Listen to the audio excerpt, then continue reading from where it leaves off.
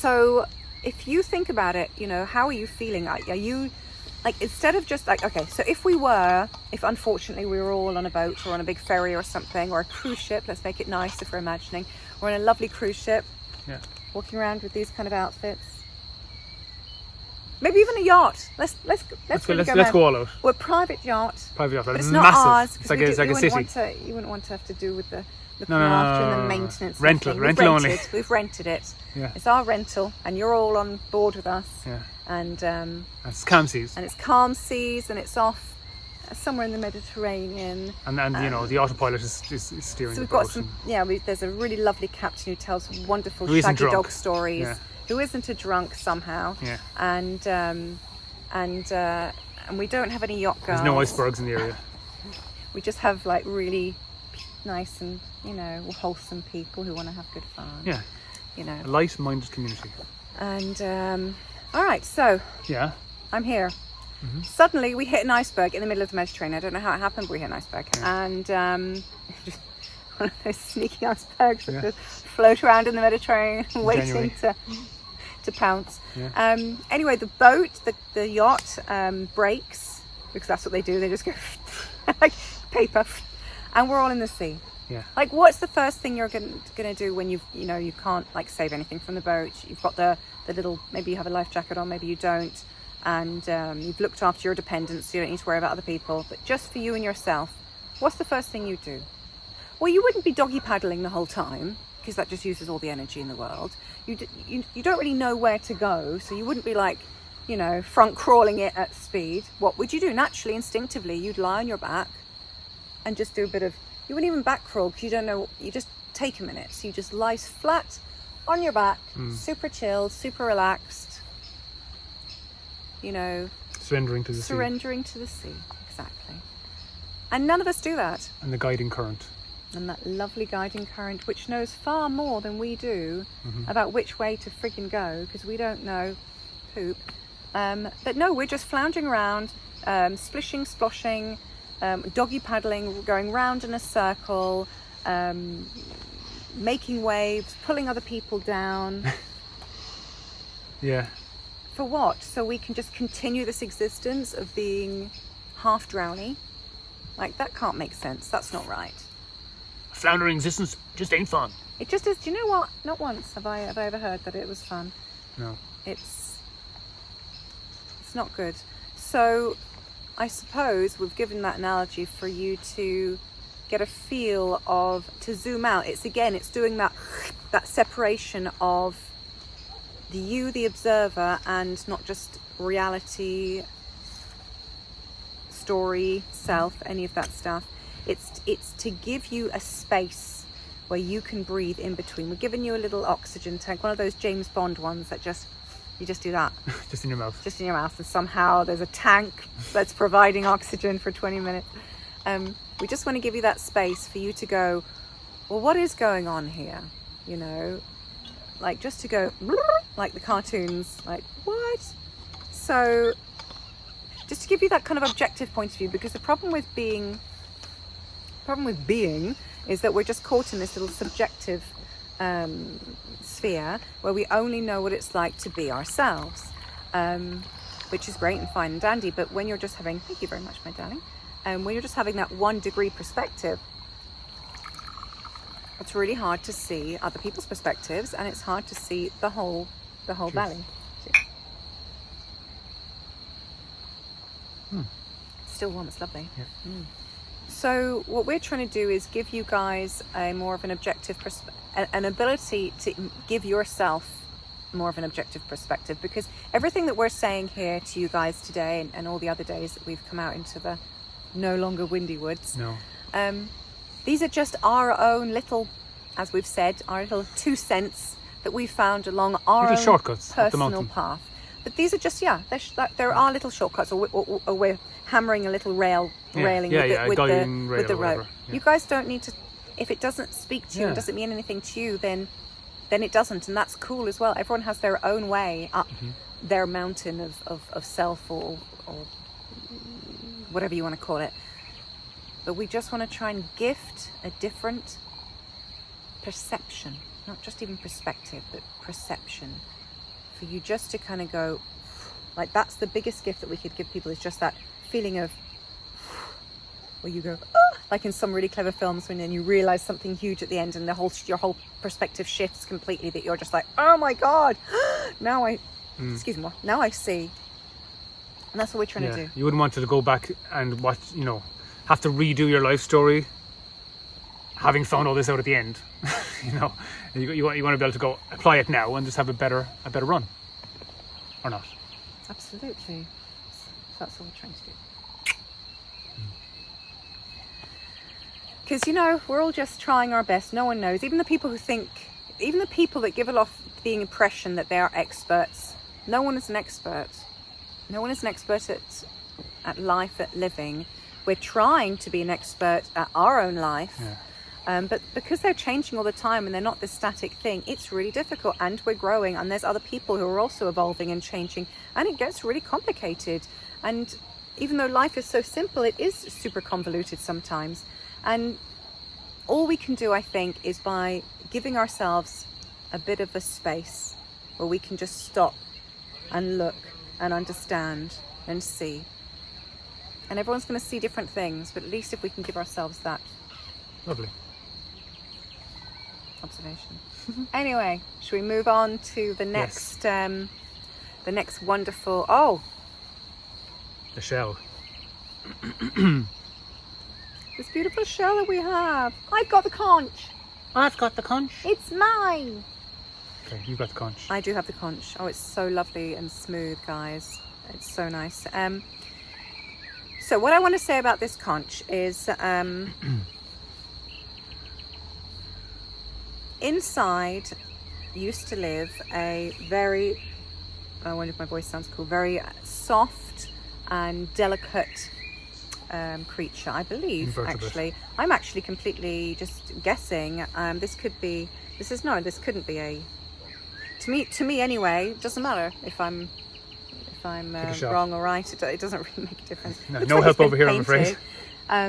No, obviously this isn't a crab shell. I would, my gut Unless would you're a hermit be crab, that it but would a really be, strong hermit crab. my gut would be that it would be the guy with the little lines coming out. Yes. That's what my gut would be. I think I've seen that somewhere Yeah. along my travels. Yeah. And that he's a soft fella inside and long, but I could be wrong.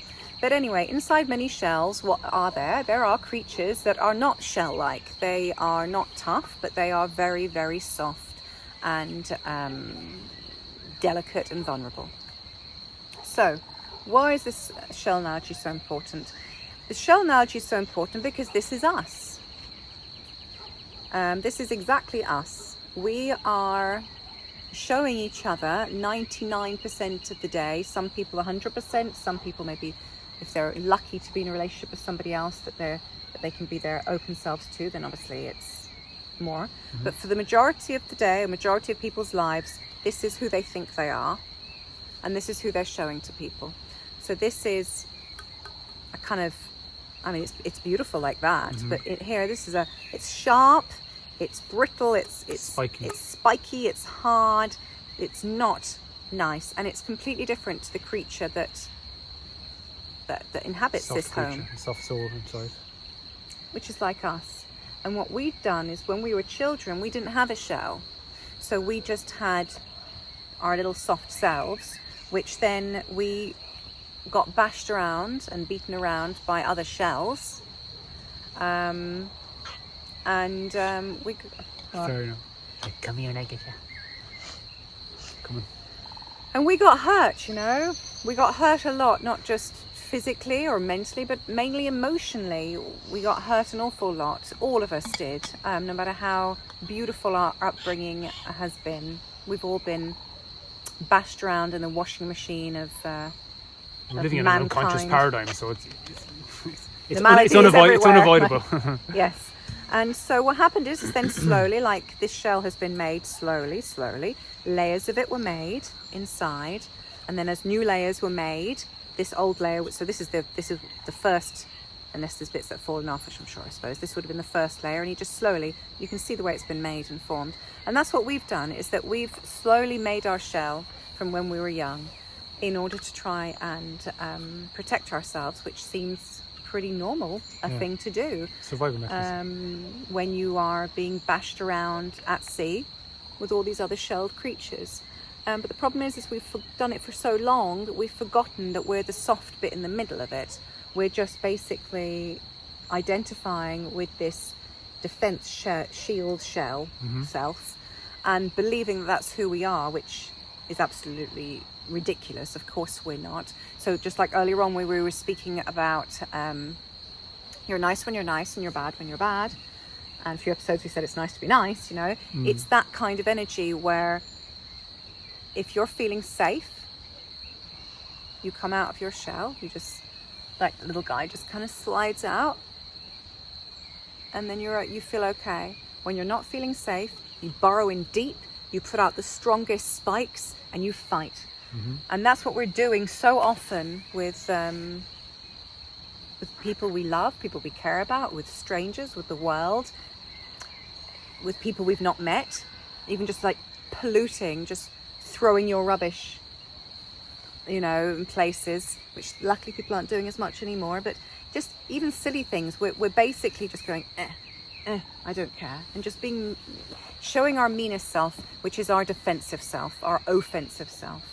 And there doesn't need to, you know, I have something which I know some people we've spoken to don't agree with, but I believe that the biggest problem that that kind of stops, that perpetuates all this madness, is that we don't show our true feelings when we feel them. That we in fact have this, you know, shield where we feel a feeling and we don't show it. You know, we don't let the world see that feeling. We let them see a kind of sieved version of it, or a muted version of it, or completely different, and we just hide it completely and it comes out. So when somebody gets hurt, they straight away turn to anger, which is the the spiky shield self, the spiky shell self. Whereas I think that if somebody if somebody saw the damage that they were doing, so if I was kind of cutting and short because I've just hurt myself, or I'm just kind of cross at something else, and you ask me a question, I don't have time for you, and I just kind of hit me with the head of the shell. No, I just kind of, to use a nice colour blue pen, I just kind of stab you with my words. I don't have time for you. I don't even know what I'd be saying, but I'd say something. You think it's reasonable in that moment? Of course you think it's reasonable. That's why you're bloody doing it. To hurt the person that's closest to you. Like that. Yeah. If you didn't react with, oh, what the hell? I'm just asking you where the coffee is, or tea, or whatever. Jesus. And then I would then go, like I'm literally like cruising for bruising. I'm looking for an excuse for you.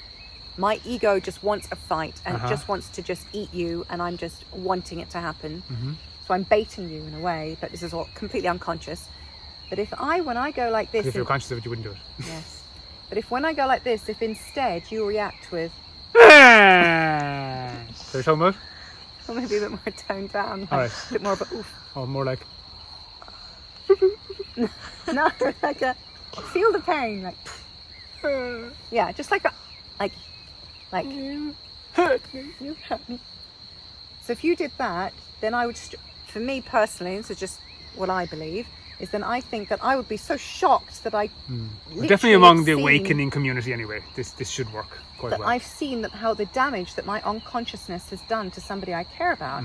If I saw it real time, then I think that I would be snapped out of like, aha, you know. You're getting a reflection. You're getting a reflection of the energy you've just put out. What you've actually done, instead of it being hidden behind the shell self, the spiky shell, which then will then come. Which also frees you as well. So that person's doing yes, the of course, aggressor yes. A favor. Yes. Because they wake them up, they shake them out of like their misery, and they're on fire. Yes. And they're just kind of going, oh, and trying to spread their fire to somebody else. Well, I'm shell-selfing. Oh yeah, stick to the shell analogy. I'm shell-selfing. So I'm going, Yeah. I'm bashing you with my shield shell self. You cry, then I go, and because I love you, I come straight out of my shell to comfort you, because you can't comfort somebody from your shell. Like, you can't hug with this big spacesuit. So if I don't put my shell on and then we start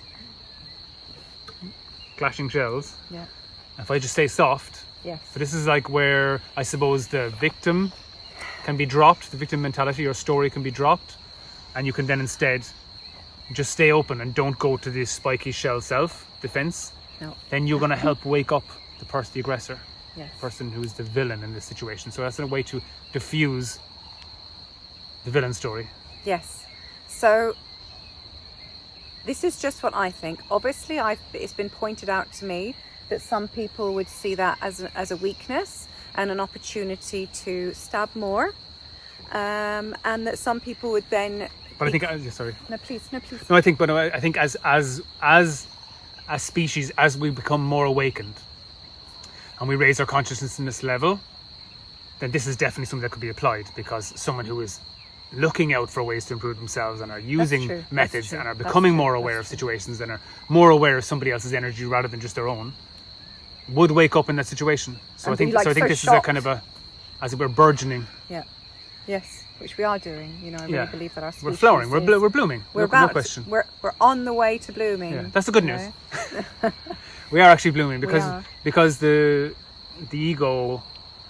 The evolution of the ego really has kind of the energy. It's singing its last song. Yeah, the fat lady in a really hasn't desperate sung kind yet, of but aggressive it's way. Really the ego, the Earth ego, is really its swan song. It's there. You know, it's going so crazy. Hasn't done it quite yet, but no, but it's gearing up for it. Because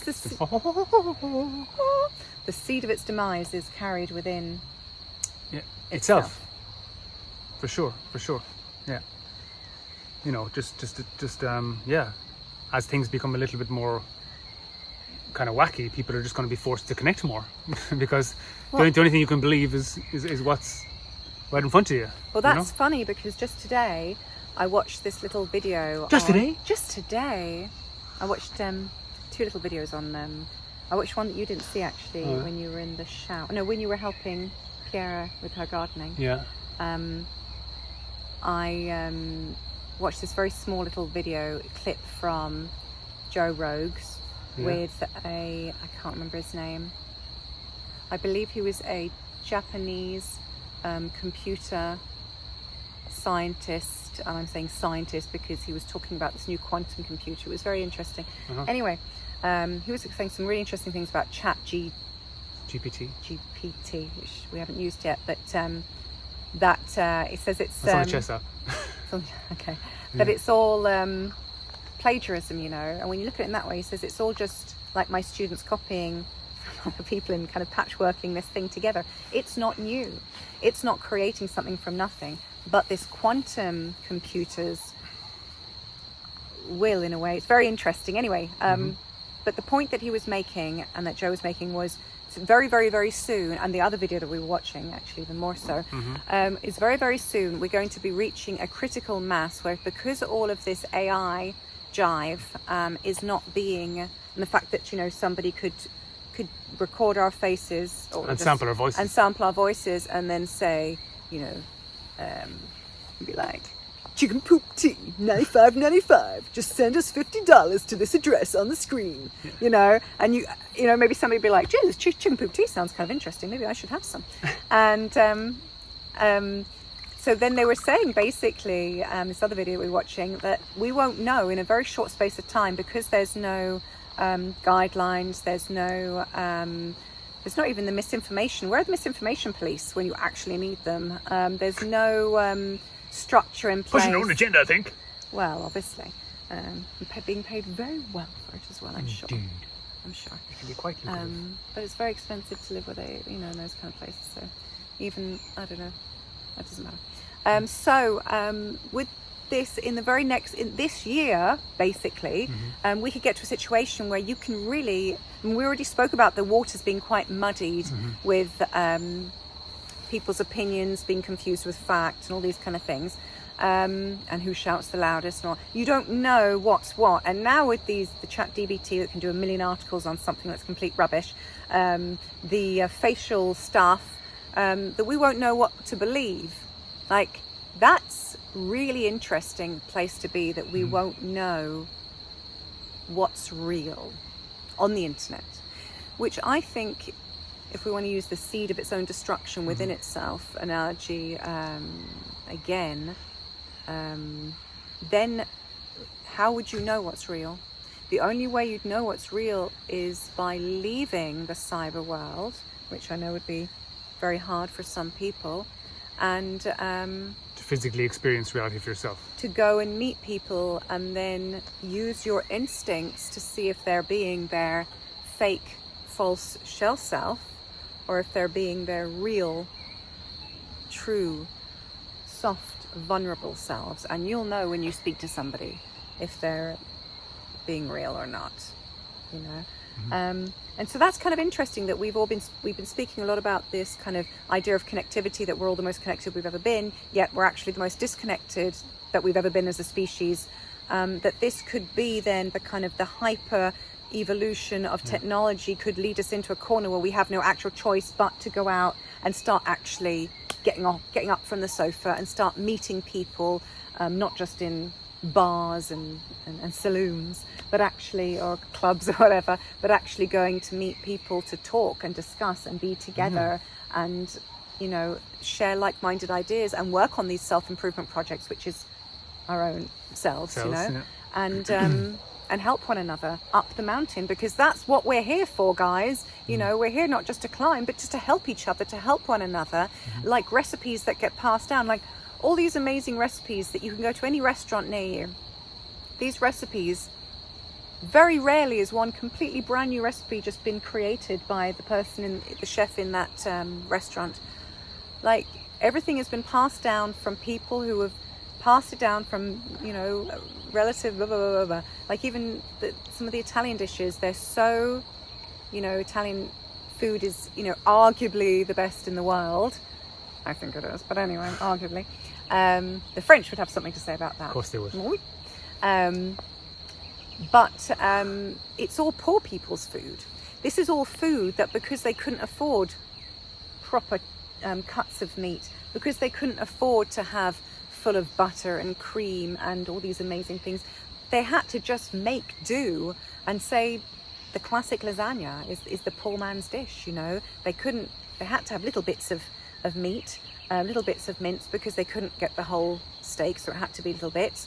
And then you're cooking it for hours and hours with the onions, cost nothing, carrots cost nothing, celery costs nothing, you're growing it yourself anyway. The tomatoes that you've already made, tomato conserva passata or whatever you call it, you've made that from the previous year, so you've got that there from your own tomatoes, and you're cooking it down for 5 hours or 6 hours or whatever. Get rid of all the water, so it concentrates the taste in the meat.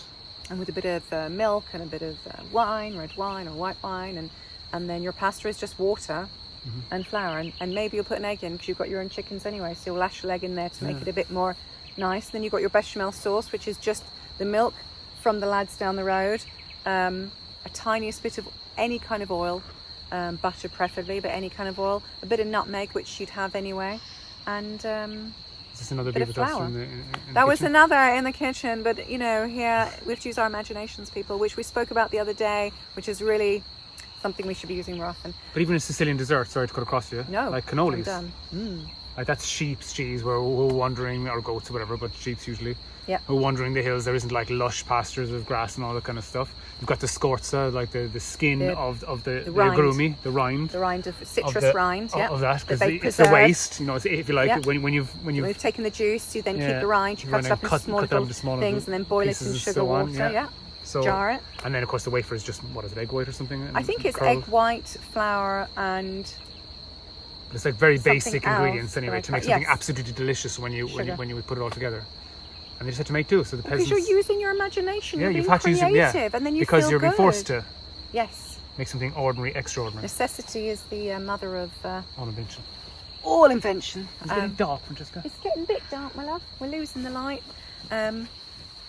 But what was the originality for saying this? That it's gone. First one I lost today. The crow took You might it. know. Oi, Monsieur Crow. That's a full moon. It's beautiful. Nearly full. Is it almost full? Yeah, almost full. It's lovely. Anyway, Yeah. so